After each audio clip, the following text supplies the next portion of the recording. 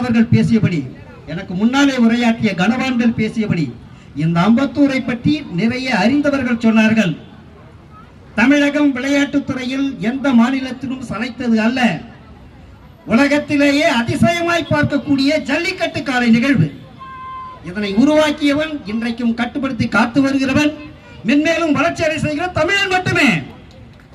அண்ணன் அவர்கள் உரையாற்றுகிற அது போல ஒரு ஜல்லிக்கட்டு விவகாரம், இந்த ஜல்லிக்கட்டை நடத்துவதற்கு உயிர் சேதம் ஏற்படுகிறது என்கின்ற ஒரு காரணத்தை காட்டி மத்திய அரசு தடை விதிக்கின்றது. ஆனால் தமிழனுடைய ஒருமித்த கருத்தோடு சென்னை மெரினாவிலே நாம் அனைவரும் கூடினோம், அதை மீட்டும் எடுத்தோம். இன்றைக்கும் தமிழனுடைய வரலாறுல அந்த ஜல்லிக்கட்டில் சிறப்பு வைக்க நிகழ்வாக நடந்து கொண்டிருக்கிறது.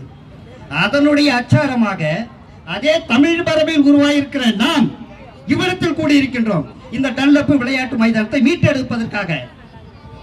இது விளையாட்டு மைதானம் என்பது விளையாட்டுக்கு மட்டுமே, வேறு எந்த விதமான அரசின் பயன்பாட்டுகளுக்கோ அல்லது தனியாருடைய கையகத்துக்கோ இந்த இடம் கிடையாது. அதை வேடிக்கை பார்த்து கொண்டிருப்பவர்கள் தமிழக வெற்றி கழகத்தார் அல்ல. இது எங்களுடைய தலைவர் இடத்திலே கலந்து கொள்கள் என்று கொடுத்த ஆலோசனை பேரில் வந்திருக்கின்றோம்.